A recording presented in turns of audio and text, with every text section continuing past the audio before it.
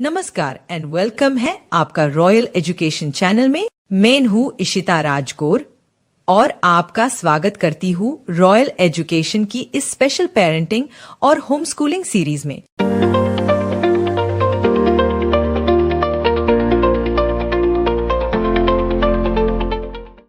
जैसे कि पिछले एपिसोड में मैंने एक प्रश्न आपके सामने रखा था कि रियल में हमारे जीवन का उद्देश्य क्या है। इस सवाल पर मैं आज आपसे बात करूंगी। आज मैं आपसे एक सरल लेकिन गहरा प्रश्न पूछना चाहती हूँ। हमारे जीवन का सही उद्देश्य क्या है? क्या हमारा जीवन सिर्फ खाना, पीना, सोना और भोगना है? अगर यही जीवन है तो फिर हमारा और एक पशु का जीवन अलग कैसे है? पशु भी खाते हैं, सोते हैं और संतान उत्पन्न करते हैं, तो फिर हम कौन हैं? हम क्यों हैं?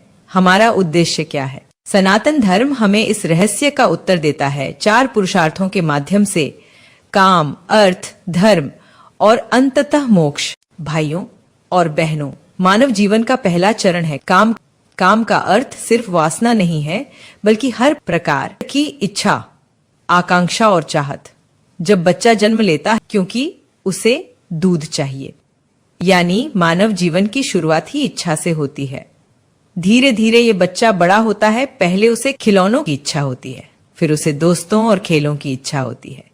थोड़ा और बड़ा हुआ तो उसे नए कपड़े, मोबाइल और मनोरंजन की इच्छा होती है, और जब जवान होता है तो उससे नाम, पैसा, प्यार और शोहरत की इच्छा होती है।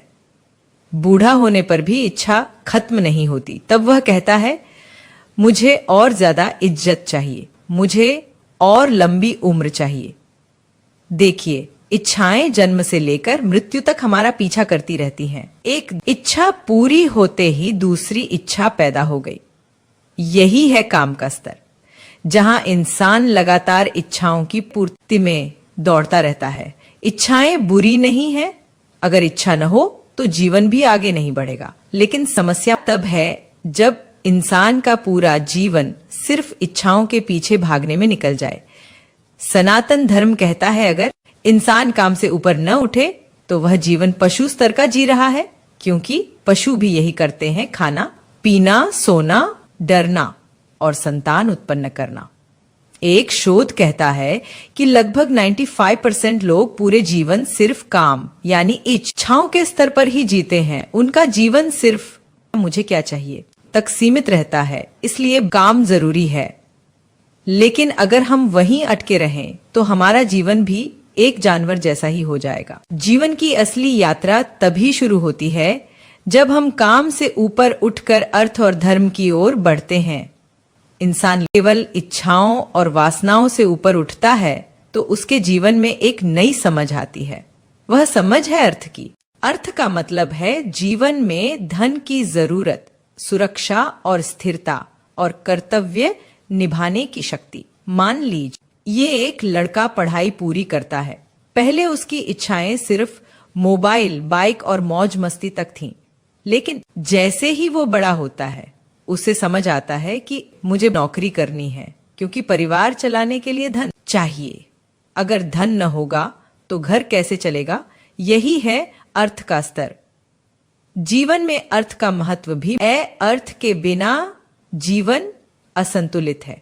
अगर किसी के पास धन नहीं है तो वह धर्म या मोक्ष की ओर बढ़ ही नहीं सकता। इसीलिए सनातन धर्म ने अर्थ को पुरुषार्थ में शामिल किया। भगवान श्री कृष्ण ने गीता में कहा, अर्थ होना चाहिए लेकिन धर्म के अनुसार, यानी ऐसा धन जो ईमानदारी और परिश्रम से कमाया गया हो। दुनिया में 2 तरह के लोग हैं। एक धन को साधन मानने वाले। ये लोग धन कमाते हैं लेकिन उसे धर्म और सेवा में लगाते हैं। जैसे कि एक व्यापारी ईमानदारी से व्यापार करता है और समाज की सेवा करता है। दूसरे, धन को उद्देश्य मानने वाले ये लोग धन कमाकर भी कभी संतुष्ट नहीं होते। चोरी, झूठ, भ्रष्टाचार और दूसरों का शोषण करते हैं। अंत में उन्हें शांति नहीं मिलती। याद रखिए, धन साधन है, उद्देश्य नहीं। आजकल ज्यादातर लोग काम और अर्थ के बीच ही फंसे रहते हैं। पहले इच्छा पूरी करनी है, फिर उसके लिए पैसा कमाना है। इच्छा बढ़ी तो और पैसा चाहिए। यह एक अनंत चक्र है। इसीलिए देखा गया है कि करोड़पति भी कहता है थोड़ा और चाहिए। साथियों, अर्थ जीवन के लिए जरूरी है, लेकिन अर्थ का उपयोग तभी सार्थक है जब वह धर्म की ओर ले जाए। अगर धन केवल तृष्णा और संग्रह में लगा तो वह हमें गिरा देगा, लेकिन अगर धन सेवा, शिक्षा और सत्कर्म में लगा तो वही धन हमें धर्म और अंततः मोक्ष की ओर ले जाएगा। अब सवाल है, धर्म क्या है? धन और इच्छाओं से ऊपर उठकर इंसान किस तरह धर्म को जी सकता है? मनुष्य जब काम और अर्थ से ऊपर उठता है तो उसके जीवन में तीसरा पुरुषार्थ आता है, धर्म। धर्म का अर्थ केवल पूजा पाठ या कोई विशेष पंथ नहीं है। धर्म का असली अर्थ है कर्तव्य, सत्य, न्याय और सेवा। जो काम हमें मानवता की राह पर ले जाए वही धर्म है। रामायण में भगवान श्री राम ने अपने जीवन को धर्म का आदर्श बनाया। जब राजा बनने का अवसर आया तो भी उन्होंने पिता की आज्ञा और वचन को निभाने के लिए वनवास स्वीकार किया। यानी धर्म क्या है? धर्म है कर्तव्य को अपने स्वार्थ से ऊपर रखना। मान लीजिए एक डॉक्टर है, वह पैसा कमा सकता है, नाम कमा सकता है, लेकिन जब वो अपने पेशे को केवल धन कमाने का साधन नहीं मानता बल्कि रोगियों की सेवा और उनके जीवन बचाने का अवसर समझता है तो वही उसका धर्म है। धर्म हमें काम और अर्थ की अंधी दौड़ से ऊपर उठाता है। धर्म हमें मुझे क्या चाहिए से बदलकर मुझे क्या देना है तक ले जाता है। धर्म ही जीवन को उद्देश्यपूर्ण और संतुलित बनाता है। गीता में भगवान कृष्ण कहते हैं, स्वधर्मे निधनन श्रेय परधर्मो भयावह, यानी अपने कर्तव्य को निभाते हुए मर जाना भी श्रेष्ठ है, लेकिन पराये धर्म का अनुकरण करना भयावह है। अगर समाज में हर व्यक्ति सिर्फ काम और अर्थ तक सीमित रहे तो समाज केवल इच्छाओं और धन की दौड़ बन जाएगा। लेकिन जब लोग धर्म को जीना शुरू करते हैं तो समाज में प्रेम, करुणा और न्याय का वातावरण बनता है। यही कारण है कि 4.5% लोग जो धर्म और हृदय के स्तर पर जीते हैं पूरे समाज को दिशा देने का काम करते हैं। आज इंसान नौकरी और व्यापार में इतना व्यस्त है कि उसे अपने परिवार और समाज के लिए समय ही नहीं मिलता। वह अपने बच्चों को समय नहीं देता, बुजुर्गों की सेवा नहीं करता, समाज में अन्याय देखकर भी चुप रहता है। याद रखिए, बिना धर्म के अर्थ और काम अधूरे हैं। धर्म ही जीवन को सही दिशा देता है। धर्म ही वह शक्ति है जो हमें स्वार्थ से निकालकर निःस्वार्थ सेवा और प्रेम की ओर ले जाती है। और जब मनुष्य धर्म को पूरी तरह जीता है तभी वह जीवन के अंतिम पुरुषार्थ मोक्ष की ओर बढ़ पाता है। प्रिय साथियों, मनुष्य के जीवन का अंतिम और सर्वोच्च पुरुषार्थ है मोक्ष। मोक्ष का अर्थ है जन्म और मृत्यु के चक्र से मुक्ति, दुख और बंधनों से छुटकारा और आत्मा का परमात्मा से मिलन। जब भगवान बुद्ध ने राजमहल, सुख सुविधा और राज सिंहासन छोड़ दिया तो क्या उन्हें धन या इंद्रियों का सुख नहीं मिला था? लेकिन उन्होंने समझा सच्चा सुख न बाहर है, न वस्तुओं में है, वह भीतर है, आत्मा के जागरण में है। यही था उनका मोक्ष की ओर पहला कदम। चलिए दूसरा उदाहरण देखते हैं। गंगा किनारे बैठे एक संत का जीवन देखिए। उनके पास न महल है, न सोने चांदी, न सत्ता, लेकिन उनके चेहरे पर गहरी शांति है, क्योंकि उन्होंने पाया है कि मैं शरीर नहीं, आत्मा हूं। यही अनुभूति ही मोक्ष है। मोक्ष हमें इस भ्रम से मुक्त करता है कि मैं केवल यह शरीर हूं। मोक्ष हमें लोभ, मोह, क्रोध और अहंकार से ऊपर उठाता है। मोक्ष का अर्थ है स्वतंत्रता, आनंद और सच्ची शांति। उपनिषद में कहा गया है, आत्मा को जानो वही मोक्ष है। बहुत लोग सोचते हैं कि मोक्ष का मतलब है मरकर स्वर्ग जाना, लेकिन ये अधूरी समझ है। असली मोक्ष तो जीवन में ही संभव है। जब इंसान जीते जी आसक्तियों से मुक्त हो जाता है, जब वो दुख, सुख, लाभ, हानि, सम्मान, अपमान में संभाव रखता है, तो वही व्यक्ति मोक्ष का अनुभव करता है। आज का इंसान अपने आप को सिर्फ शरीर और पहचान तक सीमित मानता है। मैं अमीर हूं या गरीब हूं, मैं हिंदू हूं या मुस्लिम हूं, मैं पुरुष हूं या महिला हूं। यही बंधन हमें मोक्ष से दूर रखते हैं। लेकिन जैसे ही हम पहचानते हैं कि मैं आत्मा हूं, अनंत हूं, परमात्मा का अंश हूं, वैसे ही बंधन टूटने लगते हैं। साथियों, मोक्ष ही वह स्थिति है जहां मनुष्य पूर्ण स्वतंत्र और आनंदित हो जाता है, जहां कोई भय नहीं, कोई लोभ नहीं, कोई बंधन नहीं।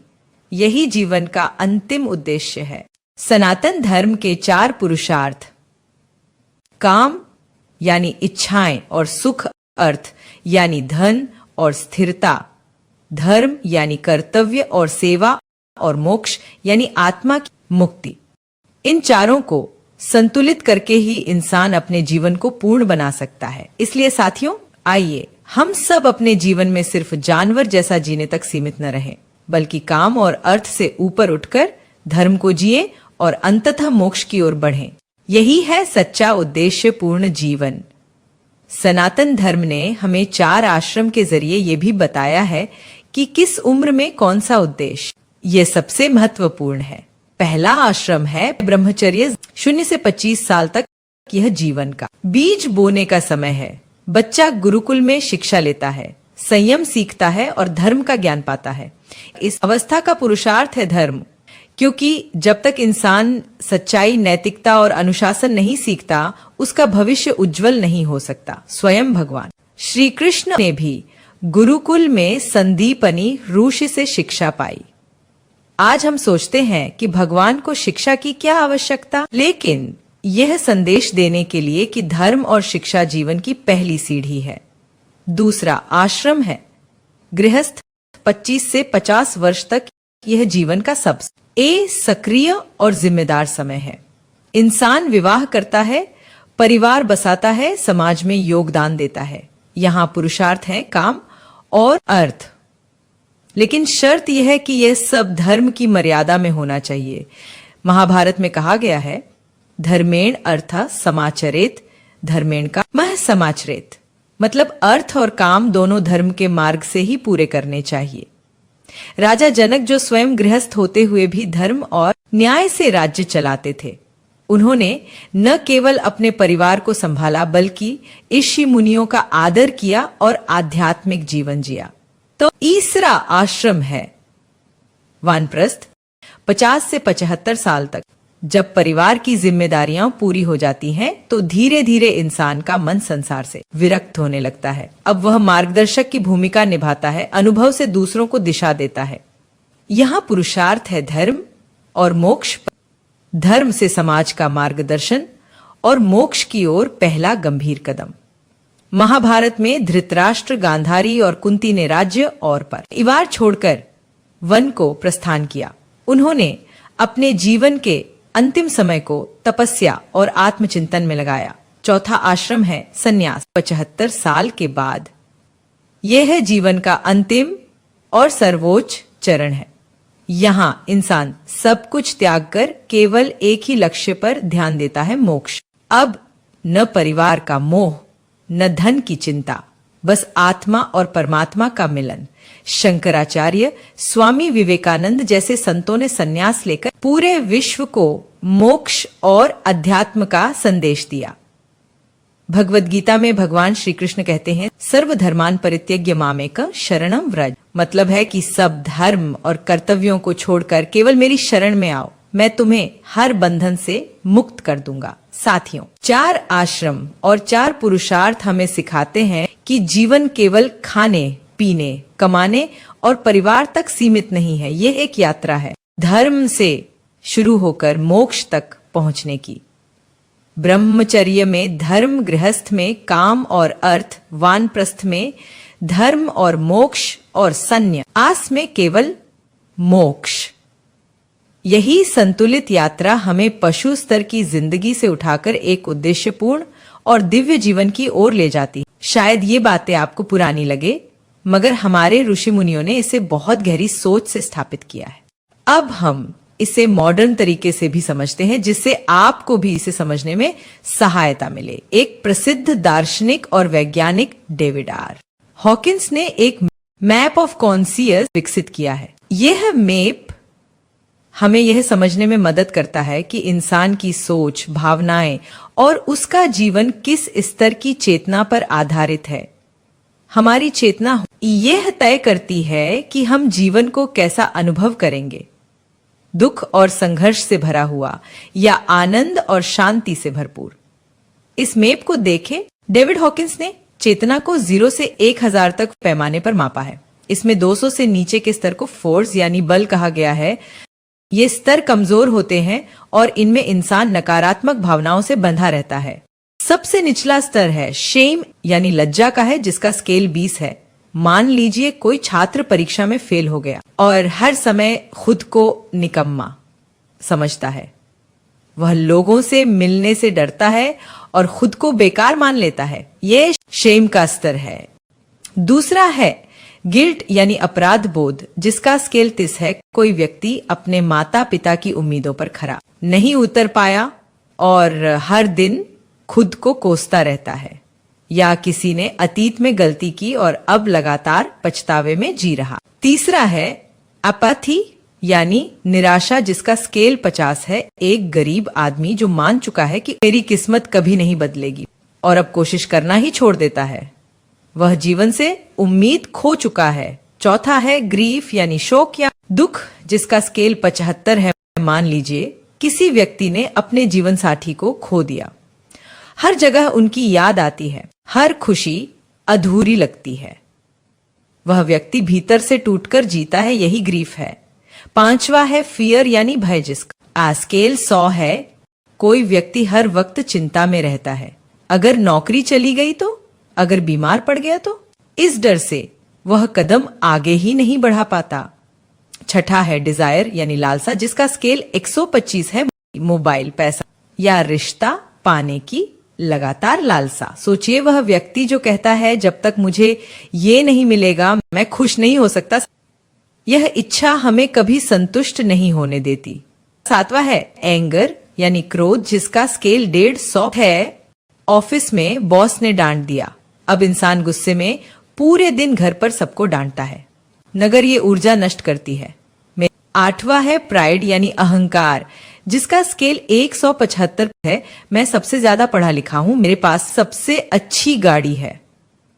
ये अहंकार थोड़ी देर खुशी देता है, लेकिन यह स्थायी नहीं होता। 9वां स्तर है करेज यानी साहस, जिसका स्केल 200 है। कोई इंसान पहले डर और असफलता में जी रहा था। एक दिन वह सोचता है ठीक है मैं कोशिश करूंगा, अगर गिरा भी तो दोबारा उठूंगा। यही साहस है, यही उसकी यात्रा को ऊपर ले जाता है। अब इससे ऊपर जो है वो ऊंचे स्तर है पावर यानी मजबूत चेतना, जिसमें पहला स्तर है न्यूट्रलिटी यानी तटस्थता, जिसका स्केल 250 है। मैच में हार गए तो भी कहा कोई बात नहीं, अगली बार बेहतर खेलेंगे। न गुस्सा न निराशा, बस संतुलन। दूसरा स्तर है विलिंगनेस यानी इच्छुकता, जिसका स्केल 310 है। जब छात्र कहता है मैं पढ़ाई में अच्छा नहीं था लेकिन अब मैं सीखना चाहता हूं, मेहनत करूंगा, ये तैयार रहने की भावना है। तीसरा स्तर है एक्सेप्टेंस यानी स्वीकार्यता, जिसका स्केल 350 है।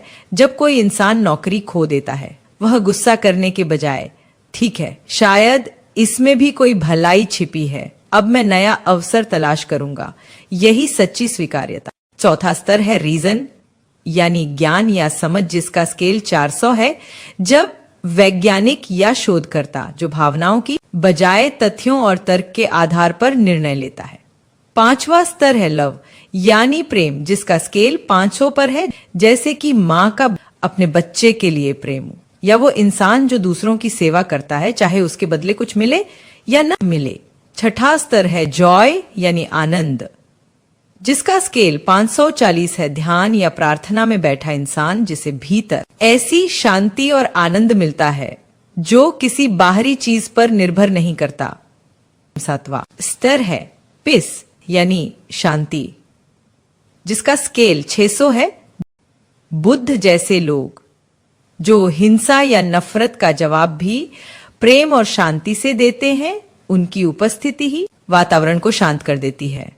और सबसे ऊंचा स्तर होता है एनलाइटनमेंट का, जिसका स्केल 700 से 1000 तक का है। बुद्ध, यीशु, आदि शंकराचार्य जिन्होंने अहंकार और मैं की भावना से ऊपर उठकर केवल शुद्ध चेतना का अनुभव किया।